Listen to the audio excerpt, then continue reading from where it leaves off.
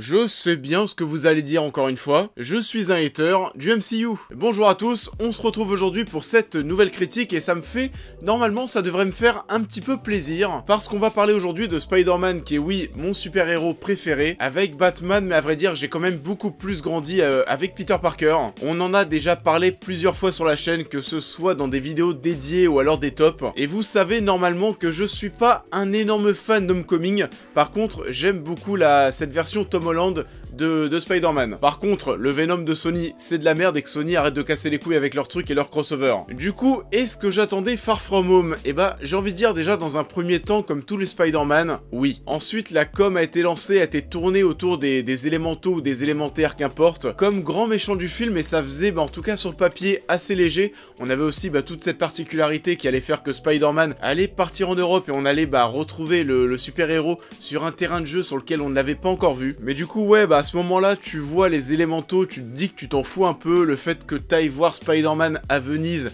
en soi aussi, on s'en fout un peu. Mysterio a débarqué, donc là c'était déjà plutôt cool, et ensuite on a eu dans le dernier trailer, et c'est un peu ce qui a hypé tout le monde. Ce qui a commencé à hyper tout le monde, c'est qu'on a commencé à parler de multiverse, et les premiers retours autour du film étaient aussi assez dithyrambiques aux États-Unis. Bon, ça j'ai envie de dire, c'est un peu comme tout le temps. Totalement dithyrambique, jusqu'à même dire que ce Spider-Man Far From Home était même meilleur que Spider-Man 2 de Sam Raimi. Et on va en reparler après, mais on est très proche du foutage de gueule, que ce soit au niveau de la réception critique, des premières critiques qui étaient tombées, mais aussi du multiverse, et comme je l'ai dit, on va en parler. Et en termes de com aussi, c'était un petit peu du foutage de gueule de dire que ce Spider-Man Far From Home allait conclure la saga de l'infini, et que la véritable conclusion n'était pas Avengers Endgame, mais ce Spider-Man, parce que pour le coup, je vous le dis vraiment, je vois pas en quoi ce nouveau métrage est une conclusion de la saga de l'infini. C'est un Marvel de plus comme ça, et même encore pire, c'est un film qui ne te donne même pas d'indication sur ce que va être l'avenir du MCU et la phase 4. Donc voilà, déjà sur tout ça, foutage de gueule, c'était que de la com. Ce second volet des aventures de Spider-Man version MCU est toujours réalisé par Jon Watts. Nous retrouvons bien entendu le casting original plus Jake Gyllenhaal en Mysterio, et pas mal d'autres visages qui nous sont familiers. Far From Home nous raconte l'histoire de Peter Parker qui va être contraint de partir en vacances avec son école. S'éloignant de sa double vie et de son costume de Spider-Man, Peter souhaite retrouver une vie normale, et bien entendu, ce ne sera pas si simple. Alors, est-ce que j'ai aimé le film ?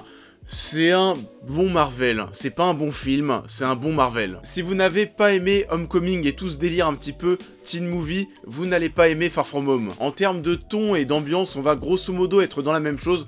On va commencer par parler du film dans une partie sans spoiler, et on va ouvrir une partie spoil à un moment parce que oui, il y a des choses dont on doit parler, et notamment cette première scène post-générique qui me casse bien les couilles. Spider-Man Far From Home prend place directement après les événements d'Endgame, et cette fois-ci on va voir un peu, pas beaucoup, mais les répercussions du claquement de doigts de Thanos dans Infinity War. Comment est-ce que les événements d'Infinity War et d'Endgame ont impacté le monde? Comment est-ce que les gens ont disparu? Parce que oui, encore une fois, les deux derniers Avengers, c'était deux films qui se concentraient vraiment sur les super-héros et sur Thanos, mais au niveau de la vision globale, au niveau de la vision mondiale, tu voyais pas trop les impacts que ça avait sur la population. On va t'expliquer dès le début du film comment ça s'est passé, les gens qui ont disparu, qui sont revenus avec le même âge, ceux qui sont restés, qui ont donc pris 5 ans. C'était prévisible, ils sont pas fait chier, mais tous les proches de Peter Parker ont aussi disparu, ils n'ont donc pas vieilli, et donc voilà, il n'y a pas besoin de refaire un casting. On reparle aussi dès le début du film de la mort de Stark.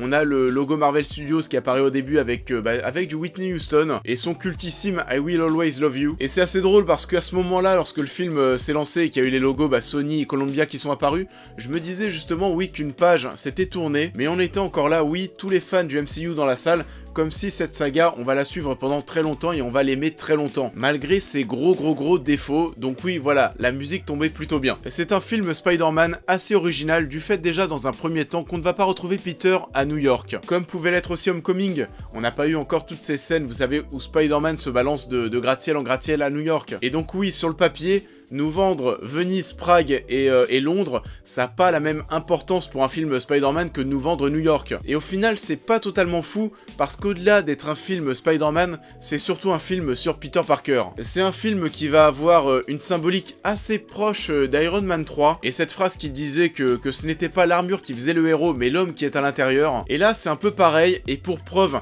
c'est pas du spoil, mais dans le combat final, Peter va se retrouver sans ses lance-toiles, qui est une manière de dire que oui, c'est à lui lui de résoudre ce qui est en train de se passer et qu'il a pas forcément besoin de tous ces gadgets. On va donc avoir un gros travail sur Peter qui doute de ses compétences, de sa force, etc. On va retrouver un gros côté romance dans ce Spider-Man Far From Home qui pourrait paraître grossier, mais au fur et à mesure que l'histoire avance, tout se fait plutôt logiquement. On va avoir MJ qui va commencer à se dévoiler un petit peu plus au niveau de sa personnalité. Ça prend du sens, et d'autant plus que oui, généralement on a tous été au collège, au lycée, etc.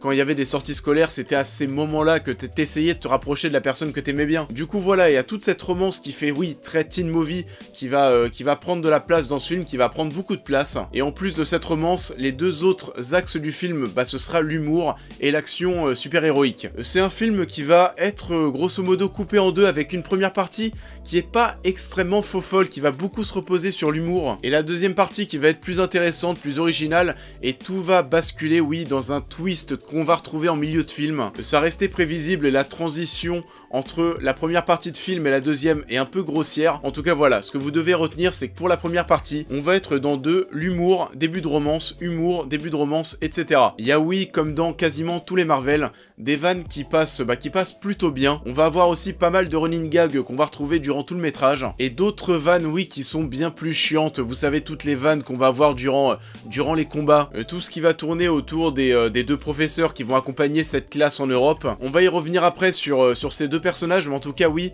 le trop d'humour qu'on va avoir dans la première partie du film rend le film très léger, sans enjeu, et heureusement que les 2h15 ne sont pas comme ça, et que le film va changer à partir du twist, et laisser place à une partie super-héroïque plus divertissante. Comme je le disais, c'est un film qui se veut très léger, et qui ne tient pas forcément debout. En fait, c'est une histoire qui ne tient même pas debout à cause des deux personnages des deux profs, qui sont deux personnages beaucoup trop cons pour rendre le film crédible, et pour rendre les enjeux du métrage crédibles aussi. On ne peut pas croire aux enjeux si on ne croit pas à l'univers. En gros, oui, le petit jeu, c'est que les profs sont là pour accompagner les étudiants restent avec eux, et Peter doit constamment s'éloigner du groupe pour enfiler son costume de Spider-Man et répondre à ses responsabilités. Sauf que voilà, ça fait ultra artificiel dans le sens où t'as l'impression que personne ne voit qu'il y a un truc qui cloche autour de Peter. Les deux profs, on en est à un point, on arrive à les faire partir de Prague, avec tous les étudiants, les faire partir de Prague pour aller à Londres, sans Peter, hein. Peter n'est pas avec eux, et les mecs ont changé de pays. Et donc oui, on essaye de justifier ça avec une réplique.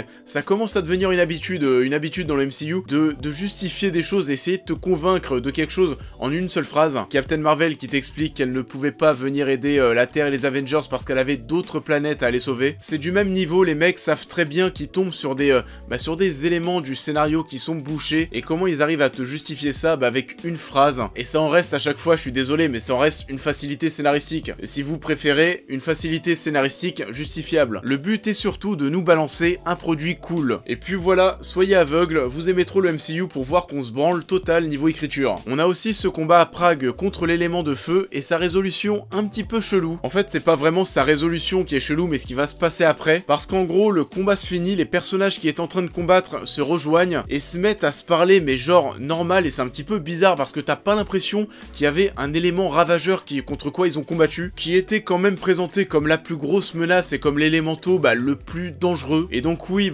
là aussi en termes d'enjeu, tu te dis que ça vole pas bien haut. Par contre, visuellement, et ça je veux bien l'admettre, le film est assez cool. On a oui tous les élémentaux qui sont des grosses masses très brouillons, mais bon en soi c'est pas comme si on cherchait à leur donner de la personnalité. Mysterio, en termes de rendu esthétique, est ouf, que ce soit son costume ou ses pouvoirs. Sinon, en termes de grand spectacle, il y a quand même peu de choses qui vont vous marquer. Je crois qu'il y a seulement deux choses dans le film où je me suis dit, ah, ça c'est cool. La première, c'est un tout petit truc, mais c'est quand Spider-Man va enfiler son costume furtif pour la première fois à Prague. On va le retrouver en hauteur, accroché à un bâtiment en pleine nuit, et donc oui, on ne le voit absolument pas. Et puis en fond, comme c'est la fête, on va avoir un feu d'artifice qui va laisser apparaître la silhouette de Spider-Man. Et ça, déjà, c'était plutôt cool, ça fait un petit peu Batman d'ailleurs. Et la deuxième chose, bien sûr, et c'est surtout ce que j'avais envie de voir, mais toutes les illusions de Mysterio sont top. C'est plutôt flippant, très perturbant, visuellement ça fait des choses qui sont assez intéressantes. Et aussi, et ça c'est plutôt bien, mais pourquoi est-ce que ça m'a agréablement surpris? Tout simplement parce qu'on ne voit absolument pas ça dans les bandes annonces. Alors qu'en plus, ça aurait pu lancer une hype bien plus forte, parce que oui, quand tu vois Mysterio au casting, t'as envie de voir ça. On va reprendre aussi beaucoup de plaisir à retrouver ces acteurs, Tom Holland et Zendaya principalement, qui sont toujours aussi justes dans leur rôle. Et j'adore Jake Gyllenhaal, mais bon, c'est pas un film où il va devoir pouvoir mettre en avant tout son talent. Enfin voilà, vous le voyez au final, je suis assez mitigé. Je trouve le film assez con dans le sens où l'histoire ne tient pas forcément debout, ce qui va réduire les enjeux, mais sinon oui, à part ça, il y a pas mal de choses très cool. Et puis la première scène post-générique est arrivée, et donc là, je suis parti de la séance avec un goût un peu plus amer. Et on va en parler dans cette partie spoil. Comme d'habitude, le timecode à l'écran, si vous ne voulez pas être spoilé, je vous invite à passer ce passage. Je vous laisse un petit peu de temps pour partir.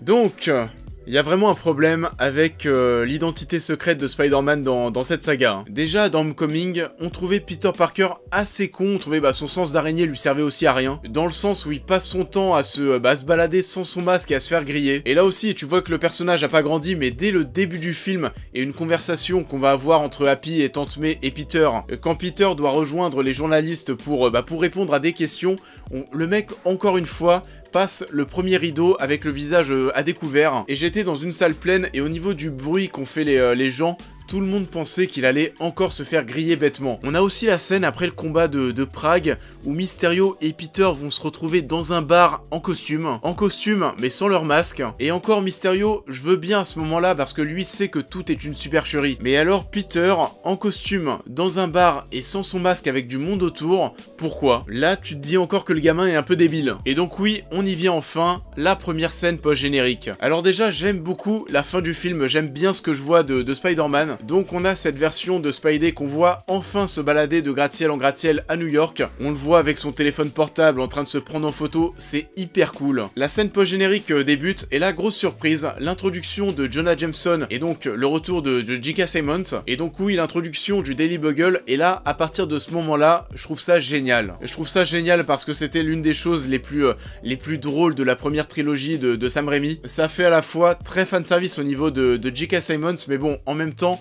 comment est-ce que vous voulez faire mieux? Le mec est Jonah Jameson et il est vraiment bon. Et là, il va y avoir des révélations d'images et ça aurait dû s'arrêter là. Sur le fait que la population et que Jonah Jameson pense que Spider-Man a tué Mysterio. Et à ce moment-là, t'as ton univers Spider-Man qui est posé avec le Daily Bugle, avec Jonah Jameson, avec l'opinion sur Spider-Man qui va commencer à être divisée. Héros ou imposteur, on a enfin Spider-Man qui est à New York et pas un peu partout en Europe, pas dans l'espace, pas à Berlin dans un aéroport. Si la scène post-générique s'arrête là, vraiment, je suis content. Et oui, que l'identité de Spider-Man soit révélée au monde entier, ça me fait un peu chier, parce qu'on va casser ce petit jeu, on va casser l'essence même du personnage, pour oui, te servir quelque chose d'original, et je suis quand même curieux de voir ce que ça va donner. Mais en soi, j'aurais quand même bien préféré voir ce truc arriver plus tard, de manière aussi moins facile, et encore moins, mais alors là, vraiment, encore moins dans une scène post-générique au vu de l'événement. Ça peut pas être un élément du scénario aussi fort, ça veut dire aussi que vous êtes obligé de rester pour voir les scènes post-génériques. Parce que si le film se termine, que vous vous cassez, que vous revenez voir le prochain Spider-Man,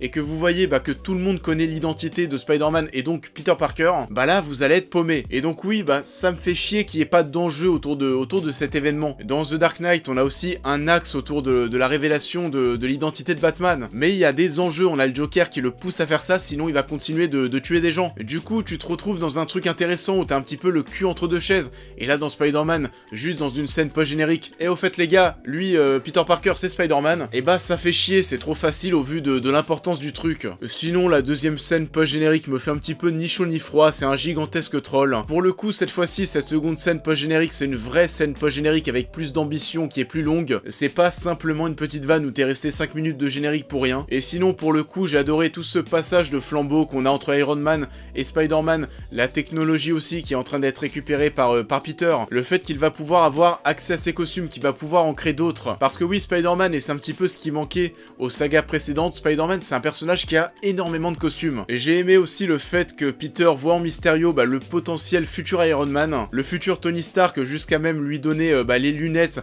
qui, c'est vrai, vont beaucoup mieux à Jake que Tom Holland. Et tout le délire autour du multiverse, pour l'instant, énorme foutage de gueule. Ça reste de l'ordre du fantasme, c'est évoqué par Mysterio, mais bon, en soi, vu comment le mec est dans le film, tu sais pas si c'est vrai, tu sais pas si dans ce MCU il y a vraiment un multiverse. Donc pour ça, on verra. Spider-Man Far From Home n'est pas un mauvais film, c'est un bon Marvel qui manque malheureusement d'enjeux et d'ambition. On prendra néanmoins du plaisir à retrouver ces personnages dans ce film qui n'introduit pas forcément non plus la phase 4 du MCU. En tant que fan de Spider-Man, je suis un peu déçu parce que cette version Tom Holland, il y a plein de choses à faire avec lui, mais je commence à être un petit peu inquiet quant à l'avenir du personnage dans le MCU parce que j'ai l'impression qu'il sera toujours braqué en termes d'enjeux et qu'on ne le verra peut-être jamais crever l'écran.